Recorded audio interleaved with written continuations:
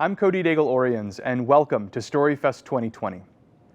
Due to the ongoing impacts of the coronavirus pandemic, StoryFest 2020 is going virtual. From September 15th through September 29th, StoryFest will premiere 13 live and pre-recorded author events, featuring top authors and creators in genre fiction, comics, young adult fiction, and middle grade fiction. This year, we have over 50 authors joining us from all across the country, and in cross-genre panels, they will explore the big ideas at the heart of telling stories in today's world. Even though we can't welcome you to the library's forum in person, we're glad to have you with us virtually. Thanks for being here, and enjoy StoryFest 2020.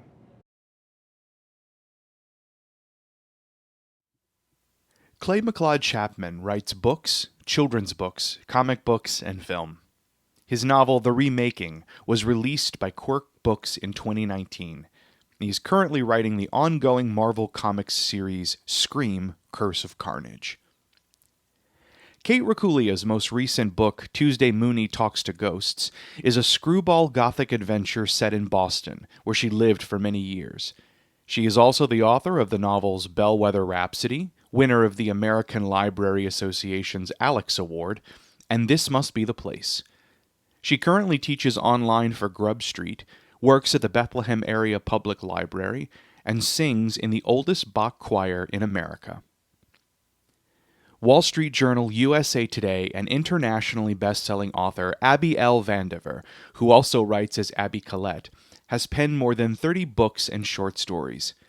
A Deadly Inside Scoop, the first in her new cozy mystery series, An Ice Cream Parlor Mystery, was published this spring. The most exciting stories play with the unexpected in their telling, puzzles to solve, mysteries to unwind, the past, the present, and fantastical all wound up into one. The writers on this evening's panel subvert our expectations of storytelling to give us unforgettable narratives that move us, shock us, and delight us. With that, I'd like to start with a general question for you guys. What draws each of you to mysteries, puzzles, and surprising and subversive stories? Well, for me, hi, it's Abby. For me, it's the puzzle, just in the definition of what you're asking us. I love to figure out things. I guess I'm more analytical that way. And so it's the enjoyment for me is guessing and then seeing if I'm right. So that has always drawn me to mysteries. I've loved mysteries ever since I started reading on my own, being able to go to the library and pick out my own book. It was a mystery, so. Same.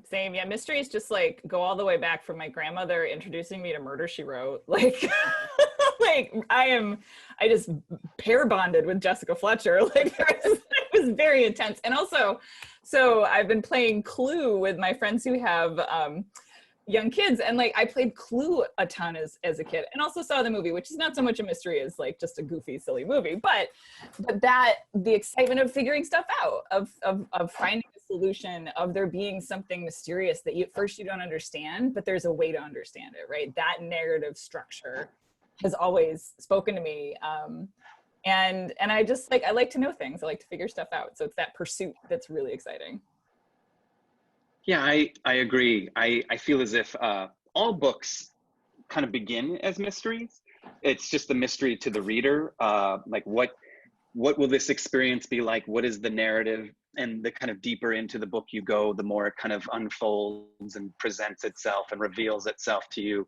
So I've always been a fan of that level of engagement, and kind of when a reader dives into a book knowing nothing, maybe beyond whatever's on the back jacket cover, it kind of, it's almost as if the book is kind of asking the reader to meet them halfway. Mm-hmm. And what you choose to do with the reader as the author is always a kind of fun premise of give and take.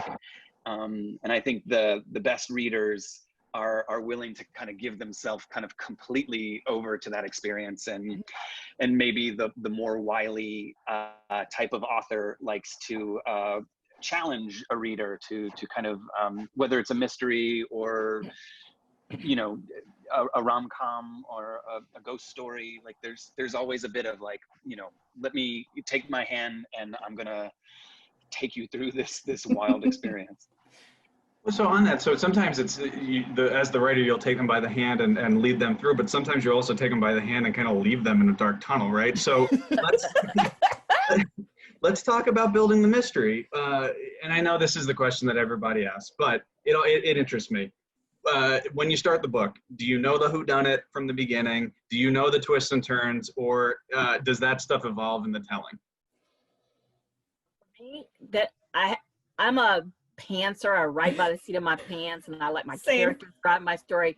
But I have to, before I start, I have to know who the victim is, their name. Their name plays an important part to me of who they are. I have to know how they died. I have to know the killer and the reason that that person was the killer. Because, all my books, there's murder. Yay, murder. Murder. So that's no mystery for people that pick up one of my books. It's, someone's going to die and get killed. And then I have to know the 5 suspects. I always give myself 5 suspects. I sometimes don't use them all. And I have to know what their reason would be to kill them. And basically that's all I need to know. But I do have to know those things. I have to know the reason for the mystery. And then I can build from there. I mean, the reason for the murder. Yeah, I'm kind of the same way. It's like I need a North Star to sort of shoot myself towards, but I'm also a pantser. Like I like to know who people are, what they want, what they're afraid of, and then just kind of keep poking them while there's this sort of other layer of mystery on top of it. And I think this also comes from reading a ton of Agatha Christie. I like to know what the turn is, right? I like to know, like, what's the moment when someone's going to be like, oh my God, the narrator's the killer, right? I need to know what that like conceit is sometimes.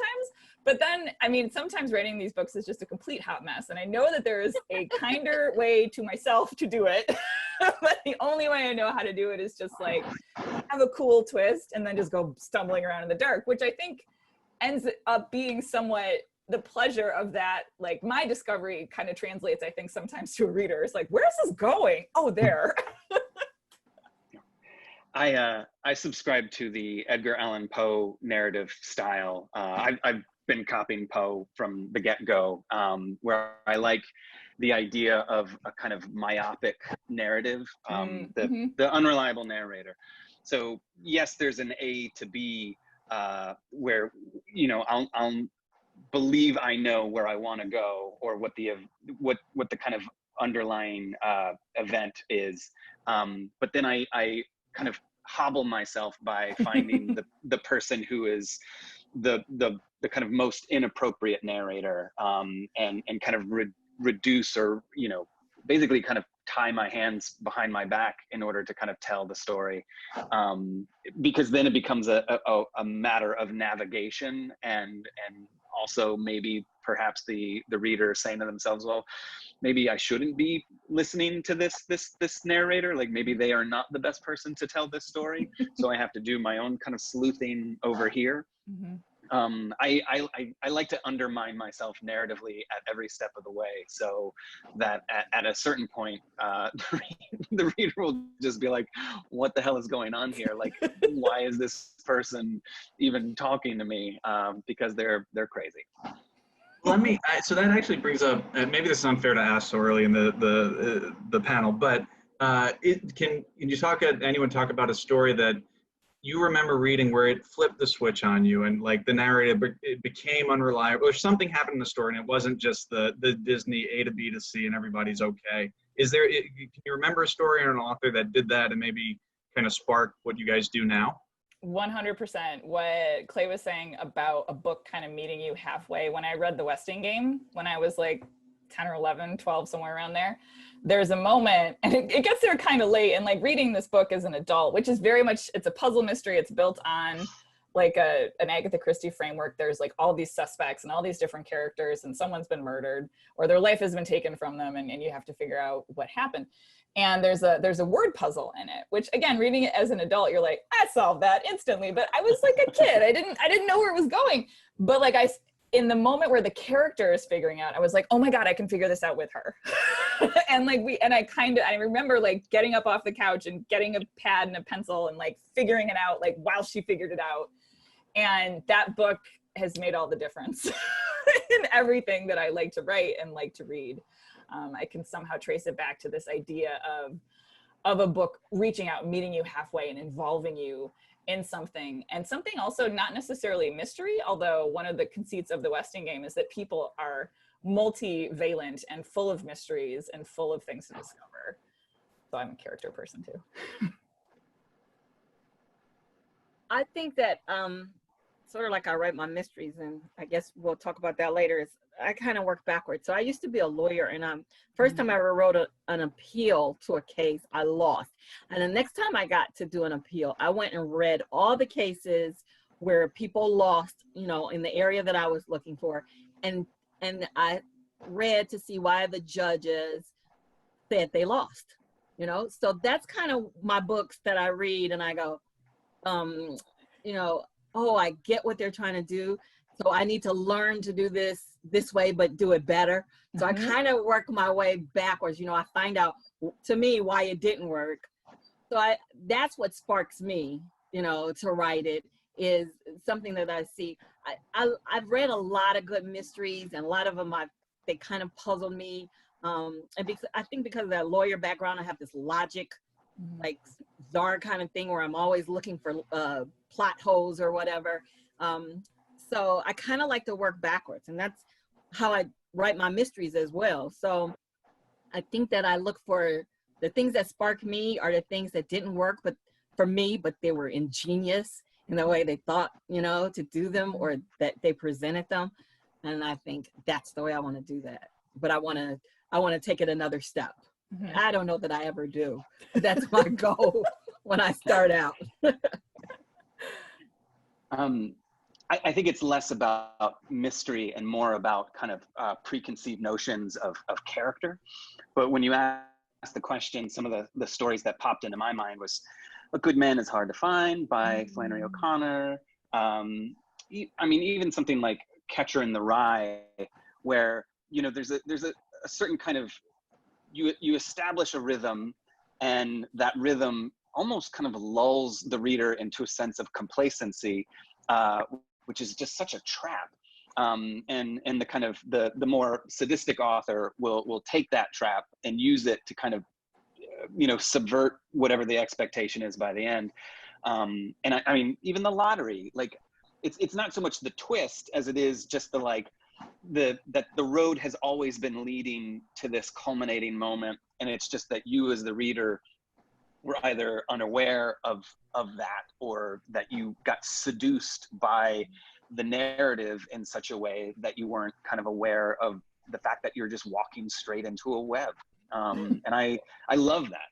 And I wasn't lying about Poe. Like I think Poe, you know, something about that moment of like, hey, I'm the narrator of the story. Take my hand and I'll tell you the tale. But by the way, do you hear that heartbeat in the wall? Never mind. I mean, I'm not crazy, but I did murder that person and put them in the wall. But do you hear that black cat scratching at the wall? Never mind. And oh, by the way, I am crazy. I just love that. I just love that kind of like unfolding, that blossoming of that mental state. I would write that type of story to the end of time if I was allowed. Speaking of mental states, Kate, you write about grief really well. So let's talk about 2020, guys. So I don't want to harp on the pandemic too long and this whole dumpster fire of a year for too long, but I do find it really interesting to get writers' takes on what's happening. So I guess the first question I'd ask the group is, are you able to write during this time, and have you had a hard time writing?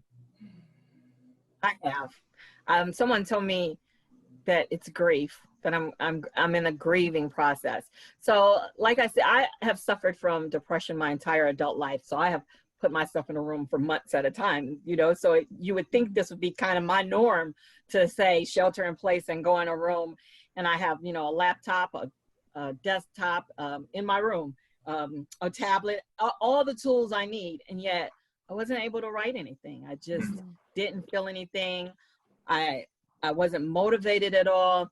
And I didn't want all this stuff to seep into my stories. I didn't want, not necessarily put it into my story like Shakespeare. I read that in Romeo and Juliet, the reason why Romeo didn't know Juliet was faking her death is because the dispatcher was supposed to take him the letter to let him know was quarantined, the plague came around and he had to stay in shelter in place, So I didn't want to, do a Shakespeare, not that I could, and put it into my stories, but I didn't want the feeling of this sadness that I had to seep into my stories.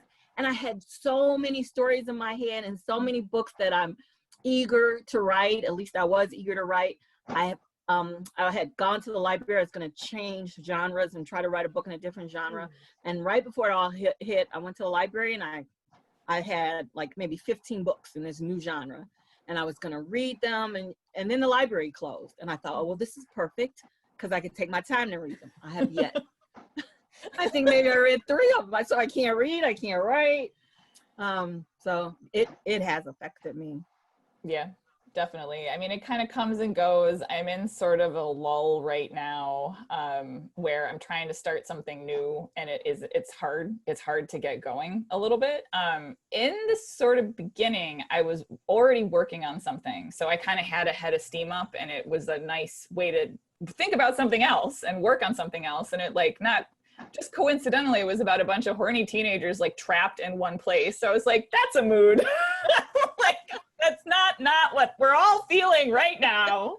Quarantine thirst. So like it kind of, and it was like structurally, I wanted to write something that kind of had almost like a teen slasher structure to it, right? Again, it's sort of coincidentally just sort of fit the mood, but now that I'm trying to kind of step back and write something that's maybe a little less like overtly teen slasher-esque, it's hard. I've written more than I expected to, but it's just kind of on and off. And I have been able to read some books. Some books have really been great and really helpful, but I feel like I've watched too much TV almost, and TV feels kind of like, ugh, I can't watch another like groundbreaking series right now. Like, I can't do it. I feel like the last thing I watched was Watchmen, and I was like, that's the greatest thing I've ever seen. Like nothing else I watched this year will compare to it. But yeah, it's been weird. It's been a weird time. End at Watchmen. Don't watch anything else. That's you're cut off. You're done.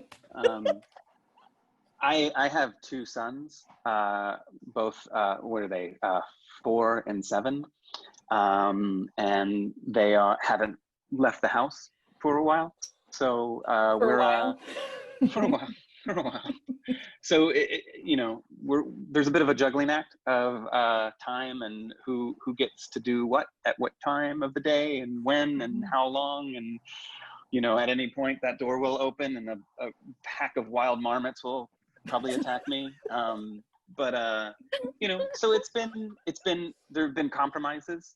In terms of writing about the coronavirus or the quarantine, there've been those kind of like sloppy short stories of like, I want to write about, the kind of the flash fiction of opportunities have kind of presented themselves, and just what is it like to write about, living in this time, and knowing myself, if coronavirus or quarantining or anything is going to kind of sublimate itself into my writing, it will be 10 years later down the road, where I think I'm just now kind of processing my 20s and 30s and getting that out of my system. But there needs to be some distance between me in the moment to really kind of fully emotionally comprehend what the heck this is. I'll be writing about the election in 2030. So there you go. Actually, that was my next question. So for Kate and Abby, do you both think that the pandemic and 2020 in general is going to play into some of your future works? I mean, is it going to affect the way that you write? What do you think? I don't want to relive this. I don't want to read about it. I don't want to do it again. I feel sorry for Clay. I always said if I had a boy first, I wouldn't have had a second child. I can imagine 2 boys, locked in a house with them for 3 months. So I don't want to think any of those kind of thoughts, So I hope not. It may, you never know, once you grieve and you get over it, that's when you're able to talk about it.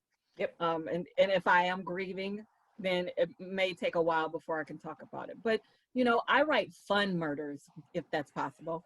And so, Totally possible. books, I make you laugh. So I don't know how fun or funny COVID-19 cozy mysteries would be. I don't know. I do think you need the t-shirt that says I write fun murders, though. That's great. I'm gonna do that. That's a good idea. I was playing Clue with these my young kid, my friends' children, and I was trying to describe like the Mrs. White flames on the side of my face, and I'm like, but it's funny, and they're like, murders are funny, and I'm like, yes, this is a complicated concept. That's what I always say for cozies. The whole definition of cozy is an amateur sleuth. A setting is a quaint place, neighborly, everybody is, close knit. But I always say it's the kind of place you want to live, except for the murder, And it's usually a very small town. And then you write this book and you get 14 in a series and you've got 14, 15 murders going on. Why would anyone want to stay there? But they love where they live, so. I feel like so your question about like if it'll affect my writing, because I write so much about grief without trying to, like it just kind of is like a condition of living in some ways. And I say that as a person who like I've only had sort of like the standard bumps and bruises of a life, like people I've lost. I haven't lived through any. This is the biggest global grief any of us have ever lived through, right? But I am very just attuned to it. So I'm sure it'll show up in some ways that I can't quite predict yet. And I mean, and it's already shown up in this sort of like randiness of these kids who are like all amped up in this place. And what I'm writing now, like, it feels like it will have to address it in some way. Like we have to, everything's a period piece that we write from now on, unless it just addresses it in some way, right? Like it's such a weird thing to think about. And writing takes so long, right? This is such a long thing. It's such a weird kind of time warpy situation. You guys definitely write mystery, and it just because you're always literally a step ahead of me with my questions. The next question was, is anyone going to set a novel in 2020? Would anyone ever dream to do that? Oh, this was just a terrible year, wasn't it? Oh my gosh. Just from the beginning, it was just terrible. So I think we should just like, how people say they go and get hypnotized, this regression thing, because there are periods of their life that they can't forget. And I've had that because of my depression, where people will tell me, remember we were doing this and this happened, and I just don't remember the whole thing. I don't remember any part of it, or I'll remember part of it. Like I went through this period where I cried every day for like 5 years, and people would say, remember when we did this? I go, oh yeah, it was so much fun. They were like, you cried the whole time. But I blocked that part out. I'm thinking that I can block out the whole 2020. I may even go back a year with my age so that I make sure that I'm, everyone gets a do-over. I didn't take any part of 2020. So I hope not. But just like Kate said, you don't know. You don't know. I don't write slowly. I write fast. I can write a book in like 3 weeks. So hopefully I'll just like skip over this because it won't drift into my consciousness over this time that, I would be writing. But I don't know. Everything's rosy here. I have dogs barking outside my door, and my neighbor is chainsawing a tree literally right now. So, I mean. I can't hear it. Good. That's great. I blocked that out too. Yeah. Part of 2020. And Clay, I jumped on you. I'm sorry. No, I mean, I honestly think we're, not to get grim, but we're kind of not through it yet. Mm-hmm. So, the cycle is, we're now maybe in the second cycle of 2020. I think I'm most curious about November and December at the moment, and how that all is going to play out. Mm-hmm. So there is the kind of initial kind of like overture, and then there's the kind of like we're now in this kind of like, but then it's going to end with this massive cacophony, and I want to know what that sounds like before entertaining. Is it the Firebird or Carmina Burana? Like, I think it's gonna be 1812 Overture, cannons blasting, and it's yeah. Oh boy. Symbols. yes. Yeah. Yeah. Just as long as it's not my Requiem, I think. Right. Yeah. Exactly. Yes. I think with StoryFest authors currently, we're 15 for 15 with authors who will not ever set a story in 2020. I'd like to officially go on the record as saying never say never. All right. But we have control. We cannot do it. Mm-hmm. You Oh yeah. know, if it seeps into our minds to write something set in 2020, we could just stop ourselves and say no. You don't do that to yourself. Don't do that to yourself. Don't leave that as your legacy when people pick up your book 100 years from now and say, Why are they wearing gosh, masks, she right? sure was grim. What is all this pandemic stuff? Yeah. So let's transition from murder hornets to maybe a little genre bending, because I think especially this group, you all do that quite well. And I'm gonna start by purposely, Kate, and incorrectly quoting a character from Tuesday Mooney. Awesome. So is any one ever only one thing? So I do think that one of the things about each of you that's really, it's hard to pin you all down as to what you write. Abby, you mostly write cozy mysteries. You started by writing. You wrote a sci-fi when you started. And also I have this weird theory about cozy mysteries that each one is its own little genre blending thing, because sometimes you own a ice cream parlor and sometimes you're in a hotel, or so right. So the question that I'll eventually get to, you make me think of Bradbury and Agatha Christie, who were labeled as sci-fi writer, mystery writer, but like Bradbury's written thousands of pages of mystery and horror, right? And Agatha Christie, they literally just released a whole collection of her supernatural stories. So I'll start with Clay and then go to the group, but especially, and Clay, I mean this as an absolute compliment, but the first question, no, really, because you write in so many disciplines. You write novels, horror, plays, comics, everything. So the specific question to you is, are you a nightmare for your agent? And second, like, but really, like, because you write across so many genres, is it, and this is to the larger group, is it hard for readers to find you? Because like bookstores today, you could be in 3 different sections in the same store, right? So if you want to talk about that. I mean, yes, all across the board. I mean, I you know, I'm trying to spin this in a positive way, but like it remains to be seen if anyone has found me at this point in my career, and I'm kind of okay with that. I feel as if yes, I am not doing myself any favors by writing in as many kind of different mediums as I am. It's the total master of none kind of concept. Like I'm, but I feel very fortunate because I've been presented with the opportunity to write in all these different mediums, whether it's comics, fiction, film, TV, theater. It is, for me, it's either the notion of say yes to everything that comes your way, but also kind of letting the story dictate what medium it wants to be told in. So I feel very, very fortunate to be having been granted these opportunities to write for all these kind of cross-pollinated mediums.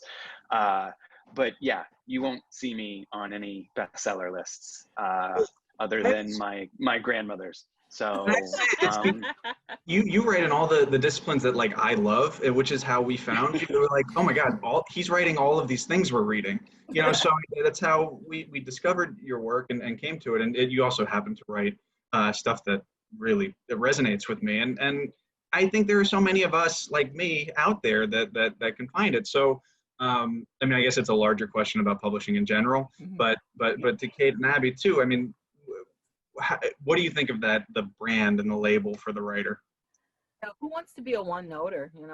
If when you're a writer, It's because it's, it's sort of like I think about Michael Jackson. He said he'd always have songs in his head, even when he tried to sleep. Writers, I think we always have a story in our head, we see things out when we're eating and people talking, and we think that's great dialogue, or I love that, interaction between the two. I'm going to put that in a book. So, my agent was happy when I told her I want to write a women's fiction book. She was, pleased with that. And my first series was sci-fi, and that's what came to me the first time I was decided to write a book. I had just gotten fired. I was taking care from a job. I was taking care of my 82-year-old mother and my 14-year-old. And no, I had 2 teenage kids, and I came home and I told my mom that I got fired, and she was like, well, so what are you going to do? I said, I'm going to write a book. And that was where I was right then. And it's what I enjoyed writing. And I've thought about writing a rom-com. I don't feel like I'm a writer, even though I've, written books. So sometimes I feel like, I get this imposter syndrome that I won't be able to do that. But I have 2 rom-coms I have notes for. I write all my ideas in notebooks. And I have 3 women fiction books that I want to write. So yeah, I don't want to just stick to one thing, because writing is fun. And, I want to try my hand. I taught myself to write short stories. I started with my regular amount of words, and I went down to 20, and then the 14 and 7. And now I can do 5,000 words, in a book. So maybe one day I'll be able to do that, flash fiction, or I can't now. But, so I want to try different things, and it's stuff swirling around in here. So why not let it out? Exactly. And I don't read one kind of book. Right. I don't read or consume one kind of storytelling medium. I love film. I love TV. I love music. Music is narrative. Right. And it is a kind of a larger publishing question. Are you going to get pigeonholed somewhere? I feel like all of my books are you can tell I wrote them. That's how they're similar. There's a kind of a muppetiness in all of them that's undeniable, but yeah, I do think about that sometimes when I think about I had people who really loved this book and they really loved these elements of it. Are they going to be disappointed in this one? But that's you can't think that ever, right? You have to just tell the story that's swirling in your head, like you said, Abby. You can't if you're interested in something, it's worth you just figuring out what it is and kind of chasing it. So yeah, so my undergrad degree is in art illustration. I was a collage artist. I like putting things together in different ways, right? And genre in some ways, it can be very strict, or it can be this playground that's all these little rules that you just recombine in different ways. That's interesting. And when they make the Muppet Indiana Jones, you have to write it, right? That's... Oh my God, yes. Your lips to God's ear. The publisher's ear. Yeah.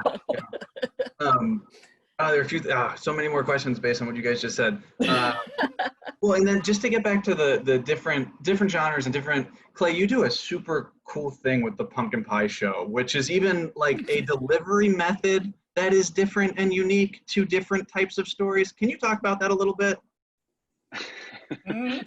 Sure. So I have this thing called the Pumpkin Pie Show, and I've been doing it for 20-ish years. And it's basically, I feel like I'm a bit of a ham, and if I ever have an opportunity to kind of perform, I'll take it.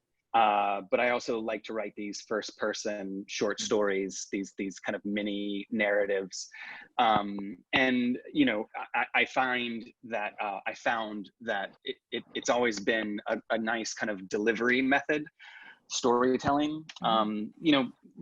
They're all first-person narratives. They're short stories, but you get an actor behind them, and then they become kind of shake and bake theater. You can do it to an audience of 1. You can do it to an audience of 100.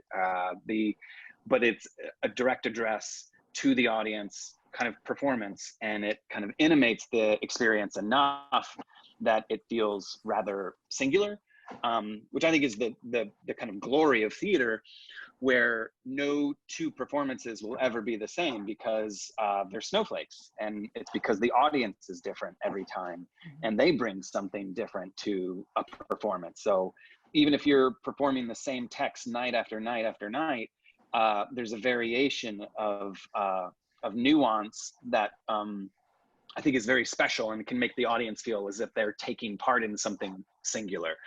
So yeah, I mean, the Pumpkin Pie Show has always just been, you know, I am the best foot soldier for my material, for my stories. And if I have to read my novel to every single reader out there, I will do it, damn it. And, you know, just line up and I'll begin.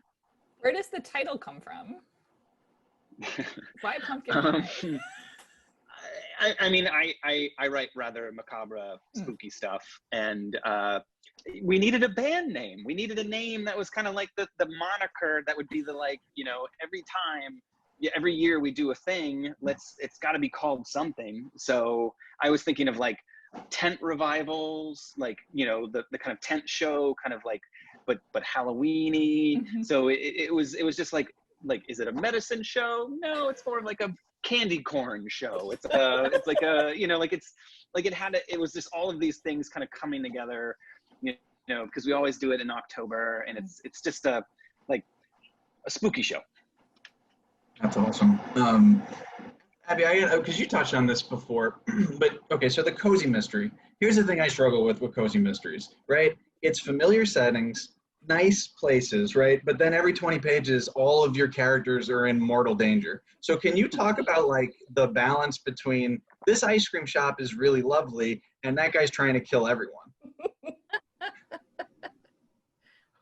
I actually don't think they're always in mortal danger, although they're trying to find a killer who has just randomly killed some people. I don't think that they feel like that either. I guess they wouldn't go out to do that.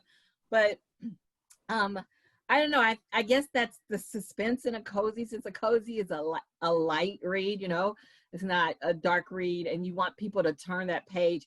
You have to put something in there. But I say that's why I changed from my first kind of series, which was kind of Dan Brownish kind of things, because I didn't have peril around every corner in my books, and people were looking for that. And I thought, well, if I switched over to cozy. But something different that when I was traditionally published, my publisher told me, we need drama. We need for you to put this person in danger. So I had to switch that up, because I never put my main characters in danger, because, you know, if you know it's a man with a knife behind the door, who would open the door, right? You know, so I never put those things in there. I always thought my amateur sleuths were a lot smarter, even though they were still trying to solve a murder. So I had to put that in there. And that, I guess that's the reason, is to keep you turning the page when, you know, people say it's fluff. I don't think it's fluff, but it's a lighter read, a beach read, and you have to take it with a different attitude. I've had reviewers say, it was good, but I just wasn't at the edge of my seat. Cozies don't put you at the edge of your seat. You know that the amateur sleuth is going to be alive for the next book, you know, and that they're not going to die, but you have to make them want to get to the end of the book and pick up that next book. So. Okay, so be honest. Have you ever wanted to go George Martin and kill everybody in the book, or are we not? Yes, and sometimes I do, and sometimes I can't get people to die. I remember once I was writing a book. Why won't you die? I know, I was speaking to this group, and I was like, I have a deadline coming up, and this girl just will not die. I'm like on chapter 4, and she's still walking around talking, and I just can't kill her. Yeah, so sometimes I do, and you know, sometimes I'm out somewhere and I'm discussing. I have a writing partner who helps me like through plot points, and we're talking on the phone, and I'm standing in line at the bookstore, and I might say, well, I need to kill her, and maybe I'll kill some other people too. People, turn around and look at me. What the heck? I go, oh, I write books. Like, I guess that's better. Since I only do it on the page. So with cozies, I mean, setting plays an important role, and I think all of you write, setting is super important to all of the work that you do. And like Kate, Boston is a character in Tuesday Mooney. Could you talk a bit about having a place as a character? Yeah. So that, I mean, I think that's a large part of where the grief comes from, because I lived in Boston for 11 years and I left, and it was the right decision. Even when you've made the right decision about something, like I loved it there. I love my life there. I missed my life there. So it was a process. Writing was a process of grieving on the page and creating my very specific Boston on the page. Like, except for there's like a scene, like a set piece in a haunted house at the end that I made up. But all the other locations exist. Like, her apartment is my apartment. I was like writing fan fiction about my own life to the point where I had friends reading early drafts and they're like, stop putting in your takeout orders. We don't need to know. I was like, but I really want to get my takeout from India Palace. And they're like, no, it's not important for the narrative. So, but just like, I love, as a reader, like I write the books that that are tributes to the books that I love to read, books that just like physically take me to a place, right? That feels like tactile and real and specific, right? Like a very specific place is shown to you through someone's experience of it. And right now it's like really nice to go to other places. Like, I just read The City We Became by N.K. Jemisin, and I loved it so much because I was like, please just take me to New York. I'm sure, Clay, that you're like, no, we're fine. I'm out. Just out, yeah. getting me out of here. But it's just like, it's such a love letter to a place, right? And I love giving the level of detail and care and quirk and, kind of like idiosyncrasy to a place as I do to the people that I write about. The setting sometimes, though, like your characters are supposed to drive your story forward. The setting does that too. Yep. I read one book where they're on an island and they can't get off because of the rain, and the rain to me became a character. In Cozy Mysteries, the setting is always a character because of it. You can solve the mystery because there's nosy people that live there, and everyone knows each other. And it's a small place. You don't have to look far to find the murderer. So I agree. Character can be a setting. Clay, oh, good. Sorry. Yeah. If you've got a question, go for it. I do have a question. I'll go with that. I was gonna say, so with the remaking, it's a lyrical novel, and I think it's one of those things that it begs to be read out loud, right? So I'm wondering obviously there's a film in it, and it's different types of media, but like, what was there specific outside media that influenced the writing of it, and it just, if not the story, maybe stylistically? Yeah. It's really interesting because maybe I've spent a little too much time at Goodreads at the moment, and Why? No, I mean, I look for a consensus. I want to know if there's like a singular kind of thought that follows through. But yeah, what I find interesting is that a lot of folks have been kind of responding to the kind of lyrical quality of the book. And I think I need to go on record. This is my opportunity to go on record. I'm saying here at StoryFest 2020 that in the writing of the remaking, it was intentionally lyrical. I wanted it to sound like a seance. I actually wanted the text to feel as if it were an invocation. And that required a certain breaking down and repetition of text, which I think maybe activates itself a little bit more when it's read aloud. But it's meant to kind of create a cyclical rhythm that invokes a seance or a summoning of spirits, because we're talking about ghosts. But in terms of the medium or some sort of kind of cultural reference, I'll cop to it. One of my absolute favorite films is this low budget horror film from the 70s called Let's Scare Jessica to Death. It's a beautiful, beautiful film. Have you seen it? Have you? Yeah. I love this film, and it is it's a ghost story-ish about things that could or could not be happening. Is it real? Is it all within the protagonist's head? But what's beautiful about the film, and why I think it's kind of like almost like a prose poem, is there is so much voiceover, and you're in Jessica's head, the main character's head, and so much of her voiceover is just this kind of repetition of like, I mean, just certain lines are just said over and over and over again. And I think to someone who doesn't feel kind of seduced or hypnotized by it, it can be rather annoying.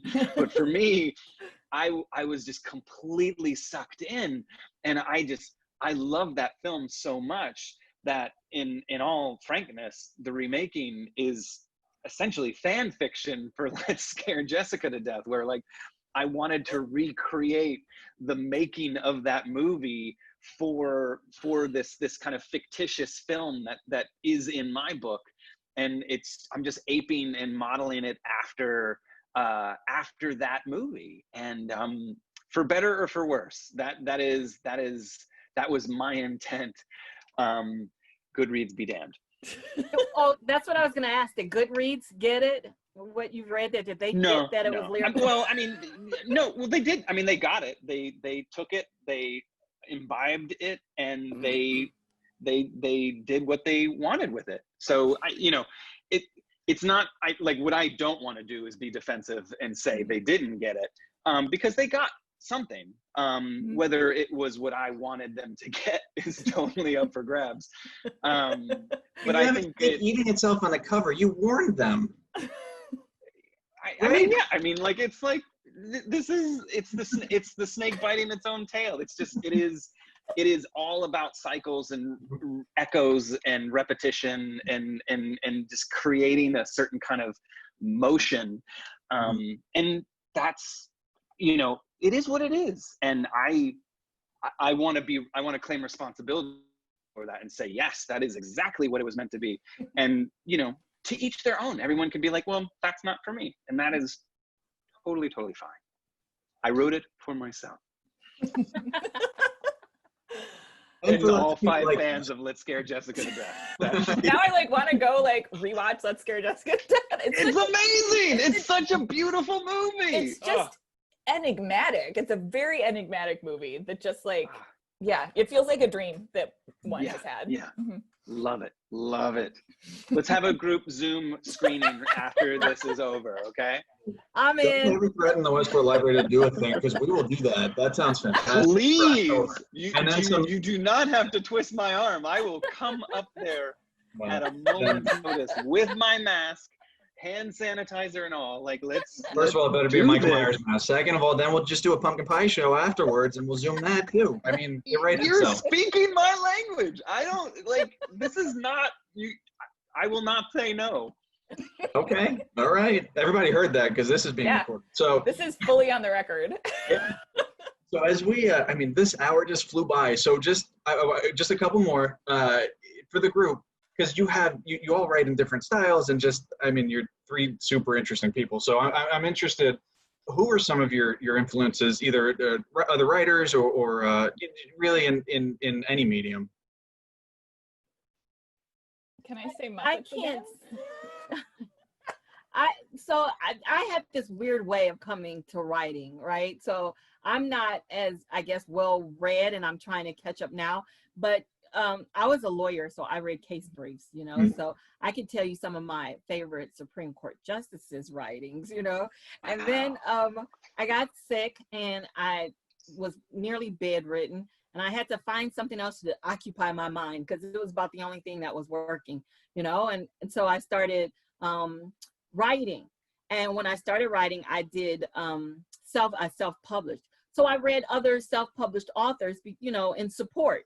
And then I did, when I got a traditional publishing deal, then I switched and I started reading, but only cozy mysteries. So, I have a few cozy mysteries, and I hadn't spread out. But before I went to school, I was younger, and so I read, teenage, kind of things.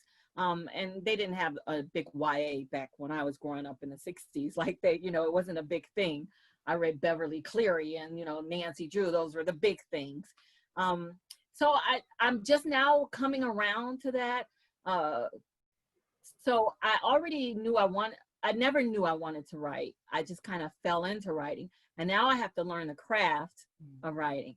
But I find, other than mysteries, I like literary fiction, which it took me even a long time to understand what that meant. And I had to look it up in a couple different places, sort of like I learned economics. I have a degree in economics. I'd have 10 books out trying to explain whatever it was when I was first starting out. And I like Celeste Ng. She's very good. So I'm turning around. I guess I'm going at it backwards. Like I say, I write my story. Sometimes if I can't, figure out the clues, I treat it like a math problem. Remember when you were in school, if you didn't know how to do the math problem, at least for me, I would go to the back of the book, look up the answer, and work backwards from there. I wouldn't just take the answer and write it down. I still want to figure it out. And I write my books like that. I go to the end. Sometimes I'm, write the last chapter, and I say all the things they did to figure out who it was. And I thought, oh, I had to put that clue in there. So I'm working backwards too, figuring out who I like and what sparks me. And I guess when I started reading a little literary fiction and women's fiction is when I thought, oh, I want to do that. Because I was trying to go from comedy and cozy to the rom-com because that was funny, and I thought maybe I could do that. But after reading it, has really sparked my interest, reading women's fiction. So I guess I do most things from the back end forward. So I couldn't say who started me out because I didn't go that route. I came the other way. So I mean, Muppets are like not necessarily writing, but like just like life icons. They're so silly, they're so absurd, but like they're so genuinely kind with one another when they're not like karate chopping each other and like firing Gomez or honest. Yes, yeah, or like firing. I call them Gomez. Like Gomez is my cat. Gonzo out of Cannonball. Anyway, but as a very, very young person, there was a local writer in Syracuse, New York named Bruce Koval, who wrote a whole bunch of books, chapter books for middle grade readers about aliens. And there was a series about ghosts where there were girl detectives. Just like amateur, they were like cozy supernatural because they were just kids.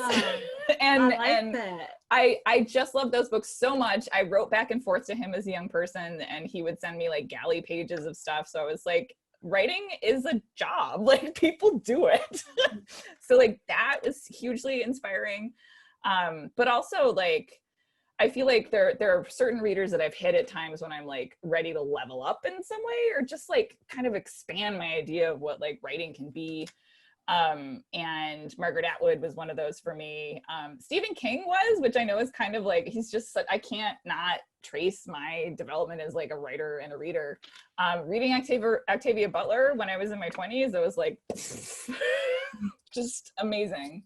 But yeah, I'm kind of like a magpie in that I read a bunch of stuff, but Bruce Koval is really the first person who showed me like, you can do this thing that you love it because you love it. It's possible. There's a poet by the name of I, spelled A-I. And, speaking about like, authors who may not end up on bestseller lists and nobody knows about them and they kind of like disappear in the sands of time. Like to me, this poet is probably one of the more impactful authors in reading her work, it changed my life. Like I can honestly say that like reading her work, which is very compact, very succinct, and yet she takes on the persona or the voices of her characters, and they're all first person narratives.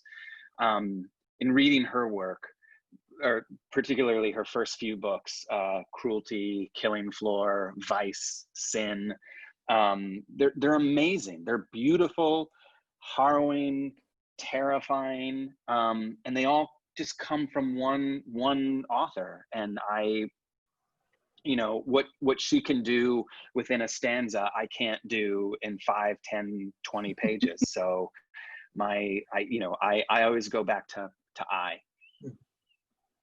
And just as the kind of the last question, StoryFest is a celebration of all genres.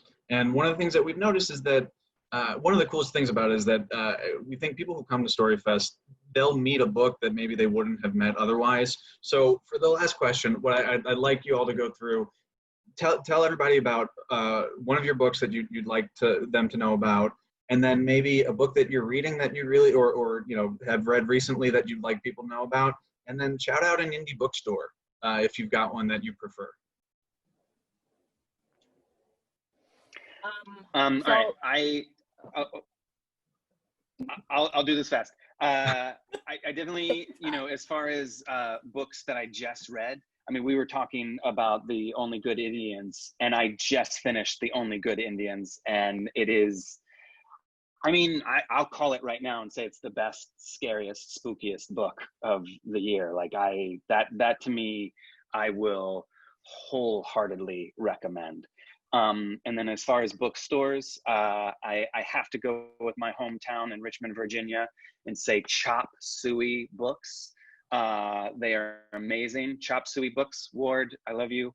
If you're out there in the ether, I hope someone buys Only Good Indians at Chop Suey Books tomorrow. And something you're working on that's out right now that you want people to go out and get. I mean, no. I feel like, you know, the remaking, it's my baby, you know, like it's the one. You know, in April of 2021, if we're still alive, I'll have another book coming out called The Only Good. Why am I saying that my book, The Only Good Indians, will be coming out? No. I'll have a book in April coming out called Whisper Down the Lane on Quirk Books. So, but buy this first. Comes out in paperback September 15th. So there you go. So my book that's out now is A Deadly Inside Scoop. It's about ice cream and murder. No better combination. So grab a bowl of ice cream and grab that book. What I'm reading now, I'm trying to switch over to this women's fiction, literary fiction kind of thing. Celeste Ng just really stuck with me. It's a story that's close to me because it takes place in Shaker Heights, which is, a suburb of Cleveland, where I live. I live in a suburb as well. It really stuck with me. And I don't know, I really like that book. And I like The Husband's Secret by Liane Moriarty. That was a good book for me too. And I have like a couple bookstores, because bookstores around here, the independent bookstores, are so awesome. So I am going to name 3. So Max Back Books on Coventry, Loganberry Books, and the other one is Apple Tree Books.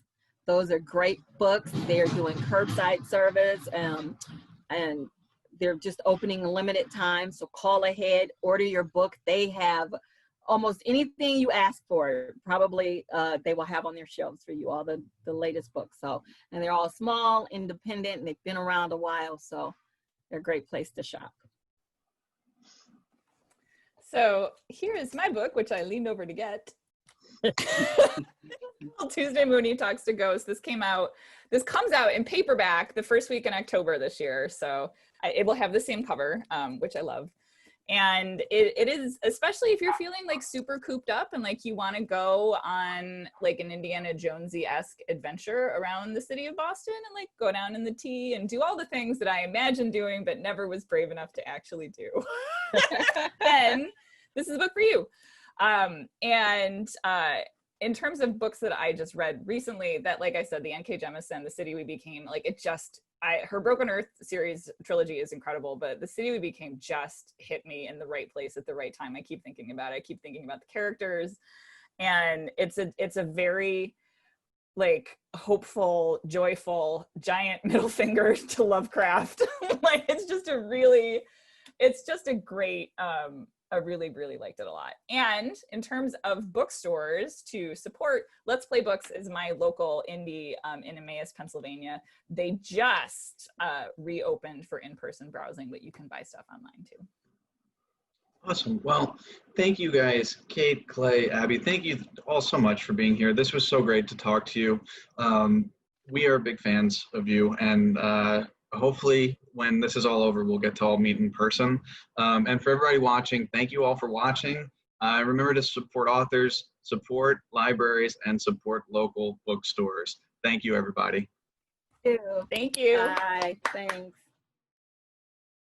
Thanks for watching. If you enjoyed this panel, head over to our StoryFest 2020 playlist and check out the rest of our virtual author events. And for more information about StoryFest, visit the library's website at www.westportlibrary.org.